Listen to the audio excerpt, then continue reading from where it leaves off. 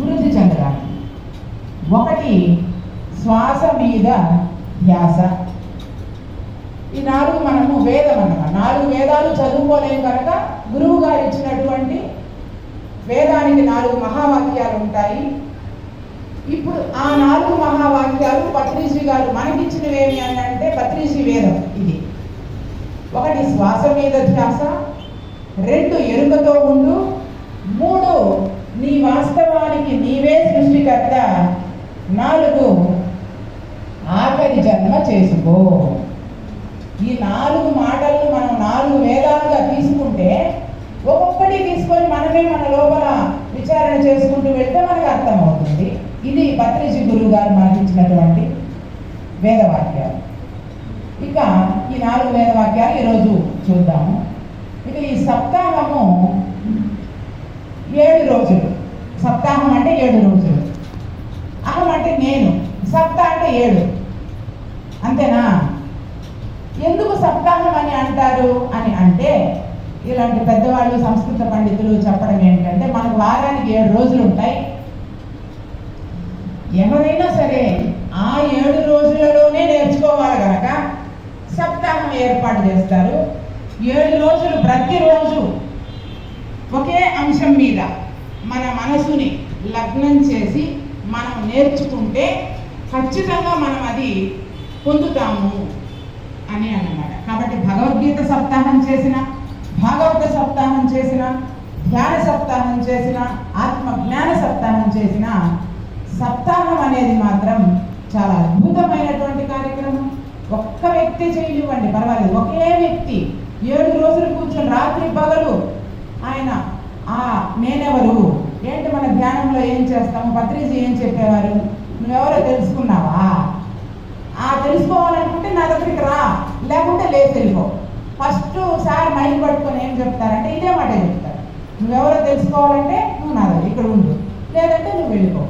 కాబట్టి ధ్యానంలో మనం ఏం చేస్తాము, నేను ఎవరిని, నేను ఎందుకోసం వచ్చాను, నేనేం తెలుసుకోవడానికి వచ్చాను, నేనేం పంచడానికి వచ్చాను, ఇది మన లక్ష్యం అన్నమాట. కాబట్టి ఈ అంశాన్ని మనం అనుకుని 7 రోజులు అదే పనిగా కూర్చొని రాత్రి పగలు అదే స్వామి బ్రేక్ ఇచ్చారని చెప్పారు, కానీ నేను ఇంకొంచెం దాన్ని సవరణ చేస్తాను. మా గురువు గారు కాబట్టి శిష్యుల్ని క్షమిస్తారు. బ్రేక్ ఇచ్చింది శరీరానికే తప్ప లోపల ఉన్నటువంటి ధ్యానంలోనే ఉంది. కాబట్టి బ్రేక్ అనేది ధ్యానానికి ఉండదు. ఎట్లా ఉండదు అంటే 98లో నాకు పత్రిజీ గారు పరిచయం. ఆ రోజు నుంచి ఈ రోజు వరకు 2 గంటలో నిద్రపోయి ఉంటానేమో, దాన్ని కూడా నేను నిద్రగా భావించడం లేదు. రాత్రి పగలు ఆ ధ్యాన కార్యక్రమాలలోనే ఇప్పుడు నేను 20 ఏళ్ళు అయ్యింటారు దాదాపుగా కలిసి. ఎందుకంటే ఈ 20 ఏళ్ళుగా మరి నేను ఏమన్నా ఖాళీగా ఉన్నానంటే ఈ 20 ఏళ్ళుగా ఒక క్షణం కూడా ఖాళీ లేదు. ఎక్కడ పిలిస్తే అక్కడ, ఏ వీధిలో అయితే ఆ వీధి, ఎవరు పిలిస్తే అక్కడ, అంటే నిరంతరం ధ్యాన కార్యక్రమంలోనే మనం కొనసాగుతూ ఉన్నాం కనుక మనం అందరం నిర్భయంగా చెప్పుకోవచ్చు, శ్వాస మీద ధ్యాస పెట్టినటువంటి క్షణం నుంచి నిరంతరం అదే కార్యంలో ఉన్న ప్రతి ఒక్కరూ అన్ని గంటలు ధ్యానం కింద లెక్కేసుకోవచ్చు అని అందరూ నిర్భయంగా చెప్పుకోవచ్చు. ఎందుకంటే స్వామి నేను విశ్వవిద్యాలయంలో పని నుండి వెళ్ళాను అన్నారు. అక్కడ వెళ్ళినా ఆయన స్మరణ ఏమి చేస్తూ ఉంటుంది అంటే మన ఇంటి దగ్గర సప్తాహం జరుగుతుంది, ఎవరు వచ్చారు, ఎవరు ధ్యానం చేస్తూ ఉన్నారనే విషయాలన్నీ అమ్మగారి దగ్గర నుంచి అక్కడ సేకరించుకొని ఉంటారు. అప్పుడు ఆయన స్మరణ ఇక్కడ ధ్యానంలో ఉన్నట్లే లెక్క కదా. కాబట్టి ఒక్కసారి ధ్యానంలో మనం అడుగు పెట్టాము అంటే మనకి లెక్కలు పనికిరావు, లెక్కలు అవసరం లేదు, మనది అనంతమైనటువంటి లెక్క అన్నమాట. లెక్కకు మించిపోయింది అనంతమైనటువంటిది. ఆ పద్ధతిలో మనము అంకిత భావం అయిపోవాలి. ఎట్లా అంకిత భావం అయిపోవాలంటే గురువు వాక్యాన్ని, గురువు గారు శ్వాస మీద ధ్యాస పెట్టు, ఎరుకతో ఉండు, నీ వాస్తవానికి నువ్వే సృష్టికర్త, ఆఖరి జన్మ చేసుకో.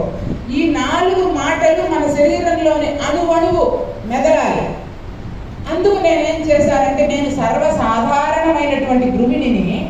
ఎవరైనా పిలిస్తే వెళ్ళి ధ్యానం చెప్పాలంటే ఖర్చు పెట్టుకొని పోవాలి, మనము బస్ ఛార్జీకి డబ్బులు కావాలి, ఇంట్లో భోజనం ఖర్చులు, ధ్యానులు ఎప్పుడు 200 మంది నా దగ్గర కాళహస్తిలో మన ఇంట్లో ఉండేవాడు, ఎప్పుడు 200 మంది. అప్పుడు మండల ధ్యాన మహాయజ్ఞ మహోత్సవాలు చేసినప్పుడు జీకే గారు, మేము ముగింపు రోజు పిలుచుకున్నాం జీకే గారిని. అప్పుడు అట్లా ఎవరినో ఒకరిని మనం అతిథుల్ని పిలుచుకుంటాం కదా, అలాగే. అంటే ఆ రోజు మనం మొదలు పెట్టాము అని అంటే అందులోనే ఉండిపోవాలి. అప్పుడు ఎలాగా అని ఆలోచించినటువంటి నేను ఏం చేసిందంటే, నా అంతర్వాణి నాకు చెప్పింది, అవును నువ్వు వచ్చావు ఆత్మజ్ఞాన బోధనకు వచ్చినటువంటి నువ్వు ఒక పరికరము, ఆత్మజ్యోతిని వెలిగింపజేసే పరికరం కదా నువ్వు అని నాకు చెప్పగానే, ఇప్పుడు నేను ఆత్మజ్యోతిని వెలిగించాలంటే ధనమూలం మీద జగత్తు కదా, దేహ పోషణను కూడా నేను చూసుకోవాలి కదా. మా రామ్జీకి కూడా అదే చెప్తా ఉంటుంది, మేడం తాడయ్య మాస్టర్ నుండి మళ్ళీ ఎందుకు మేడం చదువులు ఉద్యోగాలు అని చాలా మంది అన్నారు మన ధ్యానులే. అలా కాదు, దేహ ధర్మంగా దేహ పోషణకు చదువుకోవాలి, దానికి సంబంధించినటువంటి ఏదో ఒక వృత్తిలో మనము ఉండాలి. అందుకని నేను అప్పుడు పత్రిజీ గురువు గారి ఆజ్ఞ మేరకు, అంతర్వాణి ఆదేశించినటువంటి ఆదేశం మేరకు నేను ఇంటర్మీడియట్ విద్యను ప్రారంభించవలసి వచ్చింది. అలా చదువుకుంటూ వచ్చినటువంటి ఈరోజు చేస్తున్న ప్రతి పని, ఈరోజు 400 మందిని నిరంతరం నేను పోషించగలను నా దగ్గర పెట్టుకొని. దానికి సంబంధించినటువంటి సకల సౌకర్యాలు ఉన్నాయి అక్కడ. పత్రిజీ గారు కళ్ళల్లో నీళ్లు పెట్టుకొని ఒకటే చెప్పారు, లాస్ట్ ఇక్కడికి దీనికి వచ్చారు కదా కొండపైన ధ్యానానికి, అదే సార్ గురువు గారు వచ్చింది, ఒకటే చెప్పారు,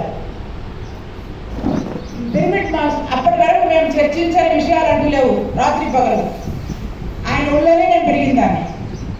ఎందుకంటే నా చదువు ఆయన దగ్గర నుంచి. ఒకటే మాట చెప్పారు, పిరమిడ్ మాస్టర్ వస్తే తిరుపతిలో నీడ లేదు, అన్ని లెక్క చెప్తారనమాట. పలానా ఊర్లో పిరమిడ్ ఉంది, పలానా ఊర్లో షెల్టర్ ఉంది, పలానా ఊర్లో ధ్యాన కేంద్రం ఉంది.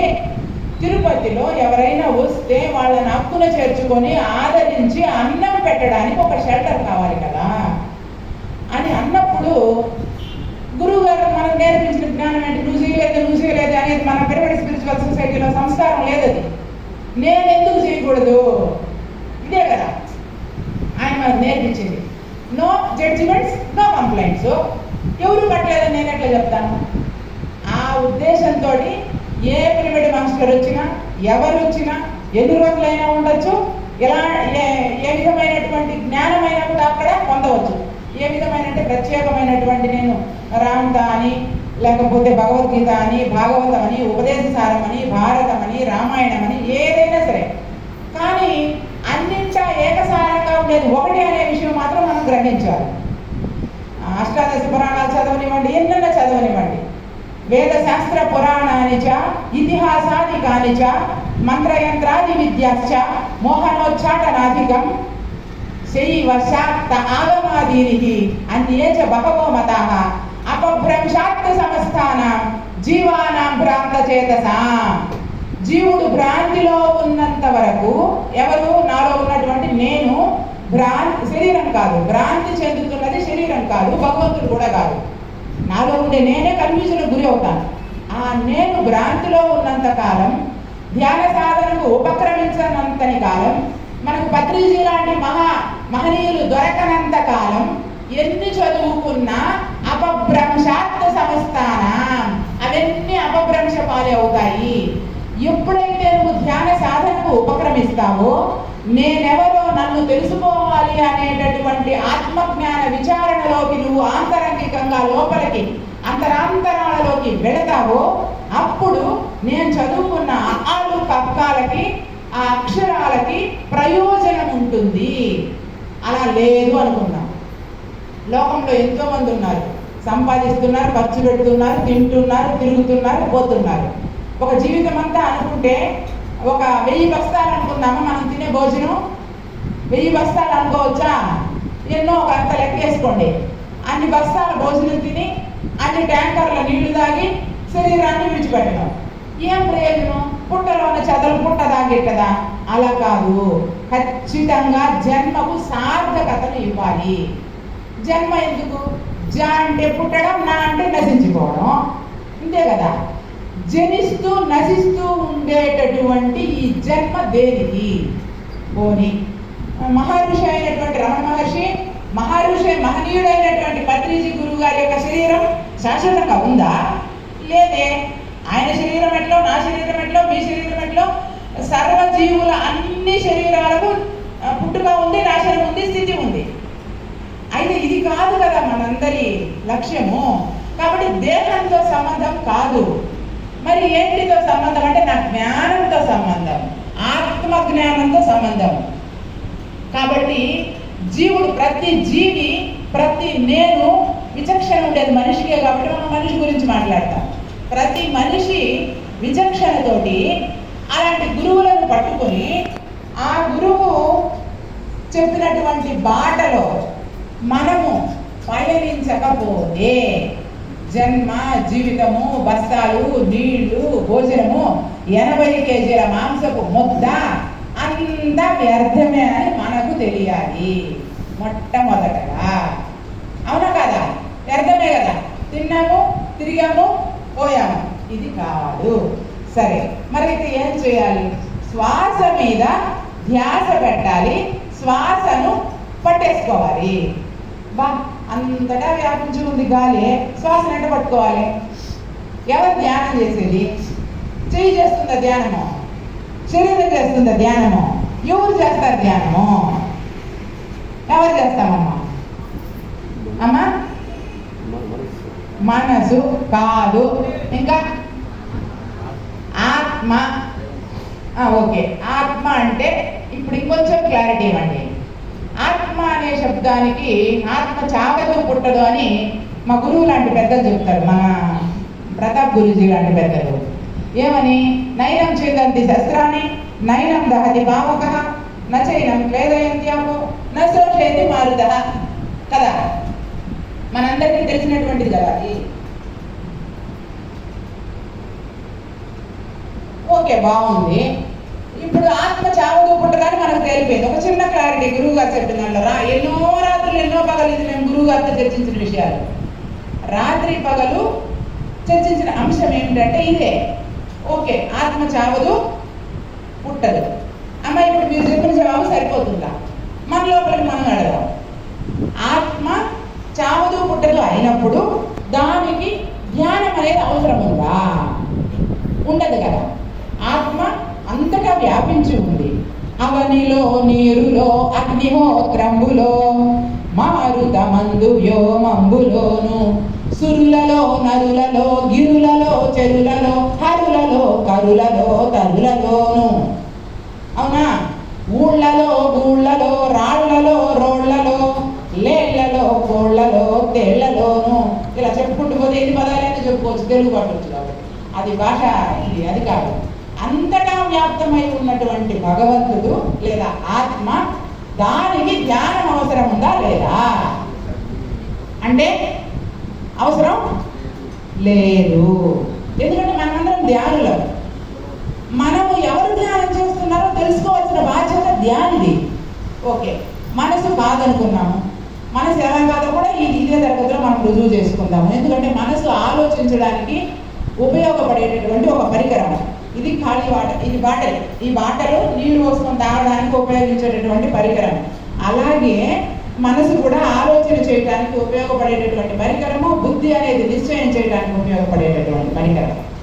అట్లాగే భగవద్గీత సూత్రం ప్రకారం తీసుకున్నా నజాయతే ప్రియతేవా కదాచిత్ నాయం భూత్వా భవితావా నభూయః అజో నిత్యః శాశ్వతోయం పురాణం నహన్యతో హన్యమానే శరీరం.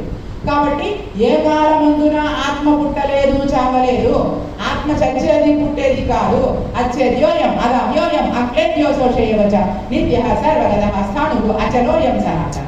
పుట్టదు, గిట్టదు, పట్టదు, ముట్టదు, కొట్టదు, తిట్టదు, కట్టుబడదు, ఆడదు, పాడదు, వాడదు, ఓడదు, వేడదు, కూడదు, చూడబడదు. అదేం చేయదు ఆత్మ. ఇప్పుడు దానికి ధ్యానం వద్దు అని అర్థమైపోయింది మనకి. అది ఎప్పుడు కూడా సర్వదా సర్వత్రా సమంగా ఒకే తీరుగా ఉంటుంది. అయిపోయింది. ఇక మనసు కాదు, ఆత్మ కాదు. ఎవరు ధ్యానం చేస్తున్నారు? పర్ఫెక్ట్ ఆన్సర్, కరెక్ట్ జవాబు చెప్పారు. ఎవరు ధ్యానం చేస్తున్నారు అంటే జీవుడు. కానికి చప్పట్లు కొట్టండి. కరెక్ట్ పదము. జీవుడు ధ్యానం చేస్తూ ఉన్నాడు. ఎందుకంటే జీవుడు నేను శరీరమని, నేను ప్రొఫెసర్ అని, నేను డాక్టర్ అని, నేను యాక్టర్ అని, నేను కోటీశ్వరుడని, నేను పేదవాడిని కదా. అమ్మ లాంటి వాళ్ళు నాకు బాగలేదని, నాకు బాగుందని, నేను అనారోగ్యము ఉంది, ఆమెకు వ్యాధి అంటే నేను ఒప్పుకోను. నా భాషలో ఎందుకు ఒప్పుకోనంటే, డ్రైనేజీ కాలువలో పురుగుల దగ్గర నుంచి సకల కోటి జీవరాశులకు ఏ శక్తితో అయితే వృద్ధి చెందుతుందో, ఆ చెట్టు కనిపిస్తూ ఉంది, ఏ శక్తితో వృద్ధి చెందిందో అదే శక్తితో ఆ చెట్టు నశించిపోతుంది. అవునా కదా? కాబట్టి ఇది వ్యాధి ఉంది అంటే నేను ఒప్పుకోను. వ్యాధి ఉండేది శరీరానికి, ఆ ఆకుకి చిగురు పుట్టి ఏదో తెగులు వచ్చింది, దానికి మందేస్తే పోతుంది. వీటన్నిటికంటే పెద్ద వ్యాధి జీవుడిలో ఉండేటటువంటి అసమానత అని నేను అంటాను. మీరందరూ దానికి అంగీకరిస్తే అంగీకరించండి, లేదు అంటే ఎలాగో తిరిగి ప్రశ్నించండి, నేను నిరూపిస్తాను. ఒప్పుకుంటారు? అందరూ ఒప్పుకున్నట్టేనా? శరీరానికి వచ్చినటువంటి వ్యాధి వ్యాధి కాదు, భవలోకపు వ్యాధి ఒకటి నా జీవుడికి ఉన్నది. ఆ జీవుడు ఏం చేస్తాడంటే, అయ్యో అమ్మకు బాగాలేదంట, ఏం పాపం చేసుకుందో ఏమో, అది భేదభావన కలగకూడదు, ఎక్కడా కలగకూడదు. అమ్మకు బాగలేదనే భావన మనకు రాకూడదు. ఈరోజు బాగలేదు, ఈరోజు నాకు బాగుంది, రేపు మళ్ళీ నేను బాగోలేకుండా పోతాను కదా. నా దగ్గర ఈరోజు ధనం ఉంది, రేపు నా దగ్గర ధనం ఉండదు కదా. కాబట్టి ఈ అసమానతలు మన జీవుని భావనలో ఉన్నాయి, కలుగుతున్నాయి. ఇది అబ్బాయి, ఇది అమ్మాయి, ఈ భేద భావన వ్యవహారం వరకే దాన్ని మనం ఉపయోగించుకోవాలి. కానీ దాన్ని మనం జీవుడు ఆ అసమానతతోటి భేదభావన చూపిస్తూ సమానత్వాన్ని కోల్పోయాడు. ఆ సమానత్వాన్ని కోల్పోయాడు కనుక ఆ జీవుడికి స్థిత ప్రజ్ఞత కావాలి. ఆ జీవుడికి వైరస్ బట్టి ఉంది, ఆ వైరస్ను తొలగించుకోవాలి. కాబట్టి ఆ జీవుడు వాడు ఉద్ధరించుకోవాలి. కాబట్టి ఉద్ధరేదాత్మనాత్మాన ఆత్మానామవసాదయే ఆత్మైవక్యాత్మనో బంధువు ఆత్మైవ నిపురాత్మ. కాబట్టి ధ్యానం చేస్తున్నది ఎవరు అంటే జీవుడు, దేవుడు కాదు. ఆత్మ అంటే భగవంతుడు అనే అర్థంలో మనం వాడుతున్నాం కనుక భగవంతుడికి ధ్యానం అవసరం లేదు. విశ్వవ్యాపక శక్తికి గురూజీ చెప్పినటువంటి ఎనర్జీ ఏదైతే ఉందో, అంతటా వ్యాప్తమై ఉన్నటువంటి కాన్షియస్నెస్ ఏదైతే ఉందో దానికి ధ్యానం అవసరం లేదు. ఎందుకంటే దాంట్లో ఏది పడినా అది మాయమైపోతుంది. బాగా కాలిన ఇనుముపై పడినటువంటి నీటి చుక్క ఎలా ఆవిరైపోతుందో అంతటా వ్యాప్తమై ఉన్నటువంటి జ్ఞానానికి ఏది అంటారు. కాబట్టి శ్వాస మీద ధ్యాస పెట్టి ధ్యానం చేస్తున్నటువంటిది ఎవరు అంటే జీవుడు. మరి వీడేం కావాలి? వీడి లక్ష్యమేమే? మన నవరత్నాలు ఉన్నాయి. ఆత్మే బ్రహ్మం, జీవుడే దేవుడు. ఇప్పుడు నేను జీవుడు అన్నాను. ఇప్పుడు ఈ జీవుడికి దేవుడు అయ్యేటటువంటి అవకాశం ఉందా లేదా? ఉంది. ఎప్పుడు వాడు దేవుడు, ఎప్పుడు వాడు జీవుడు చెప్పండి. అయితే మనం ఫస్ట్ పాయింట్ మనకు అయిపోతుంది. ఎప్పుడు జీవుడు అవుతాడు, ఎప్పుడు దేవుడు అవుతాడు? ఎప్పుడైతే భేద భావన చూపు నీలో లేకుండా పోతుందో, అందరినీ ఒకే విధంగా. ఇప్పుడు ఈ బాటిల్లో నీళ్లు ఉన్నాయి, అవి నా దగ్గర నీళ్లు ఉన్నాయి అని ఇదేమి ఎగరదు. అవునా? నా దగ్గర ఒక బ్యాగ్ నిండా డబ్బులు ఉన్నాయి, అయ్యో ఈ డబ్బులు దండిగా ఉన్నాయి నా దగ్గర, ప్రతాప్ సార్ దగ్గర రూపాయి బిల్లు లేదే అని అదేం అందే అంటుందా? అనదు. నీ అకౌంట్లో కోటి రూపాయలు ఉండొచ్చు కాక, నా అకౌంట్లో జీరో ఉండొచ్చు కాక. ఈ రెండింటికి భేదభావన జీవుడు కల్పించుకుంటాడు. ఎందుకు కల్పించుకుంటాడంటే వాడి పని ఏది? ఎందుకు వాడి పని అదే అయ్యిందంటే వాడికి ధ్యానం చెప్పేటటువంటి గురువు దొరకలేదు, ధ్యానం పనిని అప్పగించలేదు కాబట్టి. అంతే కదా? ఈ పనిలో పడి ఆ పనికి పోవు కదా. వాడు గుమ్మరైతే ఉండడు, ఏదో ఒకటి చేయాలి. కాబట్టి ఏం చేయాలి వాడు అంటే పత్రిజీ లాంటి గురువులను పట్టుకొని వాళ్ళు చెప్పిన వాక్యాలను పట్టుకొని, గురువాక్యాన్ని, ఆ వాక్యాన్ని పట్టుకొని కాళ్ళకు మొక్కడం కాదు, పాదాలకు నమస్కారం చేయడంటే గురువు ఆలోచనలను పాదాలు అంటారనమాట. పదాలు పాదాలు అంటే ఆయన ఆలోచనలలో నుంచి గురుపాద తీర్థం ప్రవహిస్తూ ఉంటుంది. అంటే ఆలోచనలు అనేటటువంటి తీర్థము, దాన్నే మనము పిబత్ తాగుతామంటారనమాట. అజ్ఞాన మూలహరణం జన్మ కర్మ నివారణం జ్ఞాన వైరాగ్య సిద్ధ్యర్థం గురుపాదోదికం పిబేత్. గురువు ఆలోచనలనంతా మనం తాగేస్తాం. ఇప్పుడు మనం చెప్పుకుంటా ఉండేదంతా ఆయన భాష, ఆయన పెట్టిన భిక్షే కదా. ఆయన మాట్లాడితే ఎంతసేపు మాట్లాడినా, నువ్వు ఇంకొక 10 ఏళ్ళు నేర్పించినా ఆయన పెట్టిన భిక్షే కదా. దీన్ని విన్నోళ్ళు ఇంకెవరికైనా 1000 సంవత్సరాలు చెప్పినా, 1000 మంది శిష్యులు నా దగ్గర ఉన్నా గురువు పెట్టిన భిక్షే కదా. అప్పుడు నేను లేను కదా, అప్పుడు దేవుడు ఉంటాడు. అందుకే దక్షిణామూర్తిలాగా మాట్లాడాలి. భగవద్గీతకు ధ్యాన శ్లోకాలు ఉన్నాయి. మూకం కరోతి వాచారం పంగుం లంఘయతే గిరిమని. అంటే భగవద్గీతను చేతిలో పట్టుకుంటే మూగవాడు కూడా మాట్లాడతాడంట, కుంటివాడు కూడా కొండలెక్కేస్తాడంట అని. నేను మన క్షేత్రానికి వస్తూ ఉంటారు రెగ్యులర్గా 3 రోజుల తరగతులకి, 7 రోజుల తరగతులకి. వాళ్ళందరి చేతికి భగవద్గీత ఇచ్చేస్తా. భగవద్గీత ఇచ్చేసి ఇప్పుడు కుంటివాడి చేతిలో కూడా ఈ భగవద్గీత పెట్టేయండమ్మా, మరి ఆయన నడవాలి కదా, నడవలేదే ఎట్లా అని ప్రాక్టికల్గా ఎక్స్పీరియన్స్ చేపిస్తామన్నమాట. మరి అయితే దాంట్లో చెప్పిన గుడ్డివాడెవరు, మూగవాడెవరు, కుంటివాడెవరు? ఎవరు మూగవాడవుతాడు అని అంటే, ఎప్పుడైతే ఇందాక మనం అనుకున్నామే భేదభావన లేకుండా, ఈ భేదభావన తీసుకుని లేనిపోని వస్తు వాహన విషయ విశేషాల లాంటి మాలిన్యాలనంతా నాదని అంటగట్టుకొని నేను భేదభావనతో వ్యవహరిస్తూ ఉంటానన్నమాట. ఆ భావన ఉన్నప్పుడు నువ్వు మూగవాడు కాలేవు. విషయ వాసనల నుంచి ఉపసంహారం జరిగినప్పుడు, విషయ వాసనలు ఉపశమించిపోయినప్పుడు, సాధన సంపన్నుడు అయినప్పుడు. ఏది సాధన సంపద? మనకి నిత్య వివేకం, ఇహ ఆముద్ర ఫలభోగ విరాగం, సమాధి షట్క సంపత్తి, ముముక్షత్వం. 4 అంశాలు ఆదిశంకరాచార్యులు వారు చెప్పినటువంటి సాధన సంపద. ఈ సంపద నా దగ్గర లేకపోవడం వల్ల నాకు అసమానత అనేటటువంటి, అసమానత ఎన్ని కథలన్నా చెప్పుకోవచ్చు, కానీ నేను కథలు జోలికి మన సమయం తక్కువ కాబట్టి. ఈ అసమానత అనేటటువంటి వైరస్ నా జీవునిలో బట్టి ఉంది. అందుకని ఆ జీవుడు కుంటివాడైపోయినాడు. కుంటివాడైపోయి ఏమైపోయినాడు? వాడు దేవుడు అవ్వాలంటే కొండ కదా, దేవుడు గిరి కదా, కొండ కదా. ఆ పంగుం లంఘయతే గిరి, ఆ కుంటివాడు కొండ ఎక్కగలుగుతాడు. ఎప్పుడు ఎక్కగలుగుతాడంటే గురువు గారు మనకు దొరికినప్పుడు, గురువాక్యం మనకు దొరికినప్పుడు, ఆ గురు ఆలోచనలు అనేటటువంటి పదాలు నడుస్తూ ఉంటాయి ఆయన లోపల. ఆ నడకను పట్టుకొని తాగి అర్థం చేసుకొని ఆ నడకలో నేను కూడా నడిచినప్పుడు, అది గురుపాదంలో నడవడం అంటే, గురుపాదాలకు దండం పెట్టడం అంటే అది. గురువు చెప్పినటువంటి మాటలకు దండం పెట్టి దానికి శరణాగతి పొంది నడుచుకుంటూ పోవడం అనమాట. పత్రిసారి ఎప్పుడు కాళ్ళ మీద కొంతమంది నిగిరిస్తనేవాళ్ళు, కొట్టేవాళ్ళు, తిట్టేవాళ్ళు. అప్పుడు మళ్ళీ మేము ఇద్దరం ఒకసారి కూర్చొని మాట్లాడుకునేటప్పుడు ఈ విషయాలంతా చెప్పినప్పుడు, అవును కదా నువ్వు అన్నీ ఎందుకు తన్నావు అంటే, ఇట్లా కాళ్ళకు దండం పెడితే తప్పేముంది, నేను ఎందుకు వాళ్ళని తిట్టాను నీకు తెలుసా అంటారు మళ్ళీ లోపలికి వచ్చిన తర్వాత. అలా అడిగినప్పుడు ఈ విషయం కదా స్వామి గురువు గారు, వాళ్ళు మరి దాన్ని పాటించకుండా ఉండొచ్చు, ఊరకనే వచ్చి మీ కాళ్ళకు దండం పెడుతున్నారు కాబట్టి మీరు ఇలా చేసి ఉండవచ్చు అని అలా మాట్లాడుకుంటూ ఉంటాం అన్నమాట. కాబట్టి ఆ జీవుడు కొండెక్కాలి. ఏం కొండెక్కాలంటే దేవుడు, తాను దేవుడు అని తనకు తెలియాలి, ఇంకొకళ్ళకి కాదు, తనకు తెలియాలి. దానికి ఏం కావాలి? ఆయన ఫస్ట్ మూగవాడు కావాలి. వాడు మూగవాడైతేనే వాడు కొండెక్కగలుగుతాడంట. అది ఏంటిది? మూకం కరోతి వాచారం.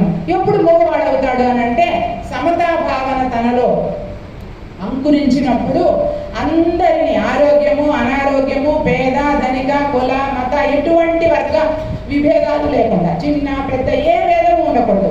ఆ భేదము లేనటువంటి స్థితి, సమస్తం వ్యాప్తమై ఉన్నటువంటి చైతన్యము ఏ విధంగా సాక్షిభూతంగా ఉందో నువ్వు ఆ విధంగా ఉండగలిగినప్పుడు, విషయ వాసనలు చూసినప్పుడు నీ యొక్క సమస్త ఇంద్రియాలు సుషుప్తి అవస్థలో ఉండాలి. ఉపమైది అర్థం చేసుకోవడానికి ఒక ఉపమానం లాగా.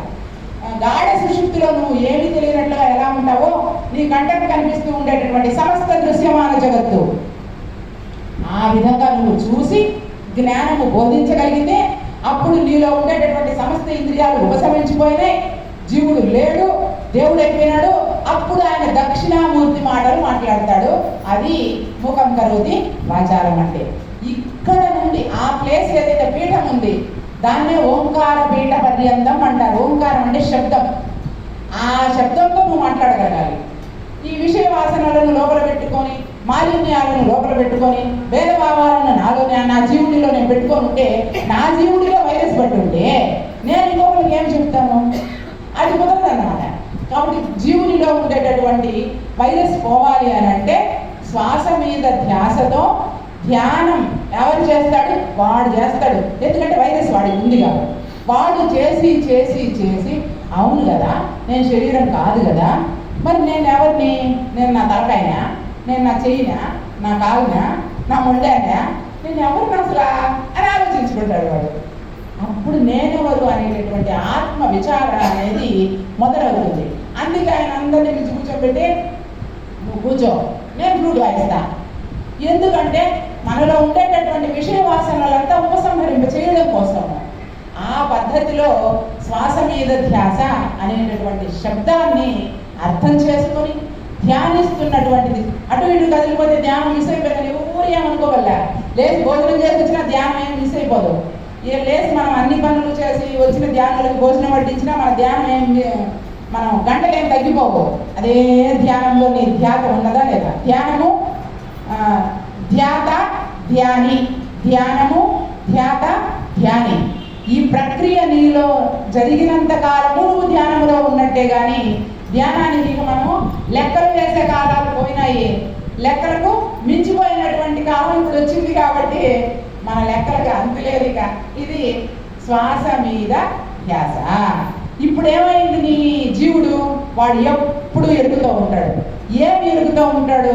నేను ఎవరిని, నేను ఎందుకోసం వచ్చాను, నేనేం పని చేయడానికి వచ్చాను, నా జన్మ కర్తవ్యం ఏమిటి? ప్రతి అక్షరాన్ని ఆలోచిస్తాడు, ప్రతి పదాన్ని జీవుడు ఆలోచిస్తాడు. ఓహో, జాండే పుట్టడం నాండే నశించడం కదా, మన గురువు గారు పోయినట్టు నేను పోతాను కదా, మరి వచ్చేపోయేది ఇది. మరి అయితే నేను ఎవరిని, అసలు నేను ఎందుకు వచ్చాను, ఎక్కడికి వెళ్తాను, ఏమవుతాను, ఏం జరుగుతూ ఉంది అసలు అని ఆలోచిస్తాడనమాట. ఇంకొక కరెక్షన్ ఏంటంటే ఇక్కడ మనకి ఆ బ్రహ్మభువనాల్లో పునరావర్తనం అర్జున మామూపేత్యతు కౌంతేయ పునర్జన్మన విద్యతే. బ్రహ్మలోకంతో సహా అన్ని పునరావృతం కలిగినవి, తిరిగి మళ్ళీ మళ్ళీ వస్తూ ఉంటారు, జన్మకు వస్తూనే ఉంటారు. వాళ్ళకి ఆఖరి జన్మ అనేది కుదరదు అని మనకు ఎన్నో విజన్స్ కనిపిస్తూ ఉంటాయి. కాళీ మాస్టర్ అంటూ ఉంటారు, మనకు ఎన్ని విజన్స్ కనిపించినా మీరు నాకు కనిపించడం ఎంత సహజమో, నాకు ధ్యానంలో విజన్స్ కనిపించి మాస్టర్స్ ఇచ్చిన సందేశం కూడా అంతే సహజంగా మనిషి గర్వానికి లోను కాకుండా చూసుకోగలగాలి. స్వామి మీ సమయం చెప్పేస్తే 15 minutes.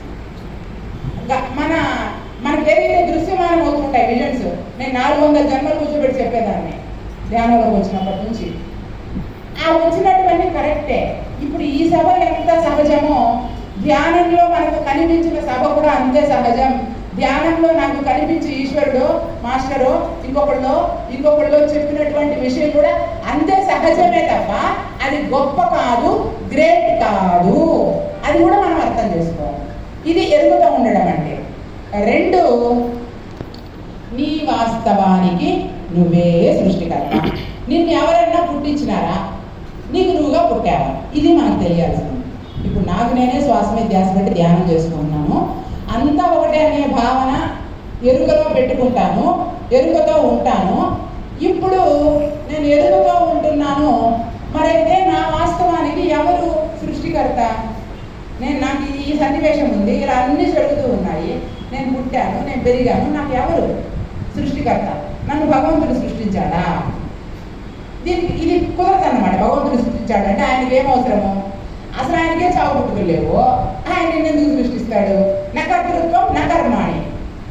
కాబట్టి భగవంతుడు మనల్ని ఎవ్వరినీ సృష్టించడు. పంచభూతాత్మక ప్రకృతిని ఉపయోగించుకొని నేను సిమెంటు గులక ఇసుక అన్నీ కలుపుకొని నాకు కావాల్సిన పిరమిడ్ షేపు, ఈ పిరమిడ్ షేప్ గోడ, ఇవన్నీ వన్ రూము, అదేంటి హాలు, పడక గది, బెడ్రూము, ఇలా నాకు నచ్చినట్టు కోణంలో నేను డిజైన్ చేసుకుంటాను. అట్లాగే నీ ఎరుక, నేను నీకు కావలసినట్లుగా, తనకు కావలసినట్లుగా తాను ఇట్లా డిజైన్ చేసుకునింది అన్నమాట. అందుకని గురువు గారు చెప్పేది, నీ వాస్తవానికి నీవే సృష్టికర్త. నేను ఇలా వచ్చాను, ఇప్పుడు మనమందరము ఇలా మనం వెళ్ళాలి. భూలోకంలో మానవులందరూ ప్రాపంచిక విషయ వాసనలో మునిగిపోయారు. వాళ్ళు జ్ఞాన మార్గం వాళ్ళకి నేను తెలియజేయాలి. పత్రిజీ గురువు గారు వస్తారు, ఆయనతో పాటు మనమందరం కూడా పోదాము. ఇప్పుడు మనం అనుకున్నాం కదా, ఈరోజు ధ్రువ ధ్యాన మందిరంలో ధ్యాన సప్తాహం జరుగుతుంది, అందరం రండి అని మనం మాట్లాడుకుంటేనే కదా ఇంతమంది కలిసాము. ఇదే విధంగా చాలా సింపుల్గా అర్థం చేసుకోవాలి మనం ఆత్మ విద్యను.